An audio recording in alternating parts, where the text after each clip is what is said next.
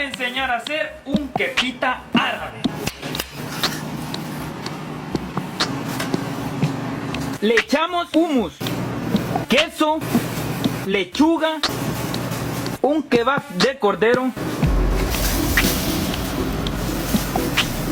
pepino, tomate, cebolla morada y salsa blanca.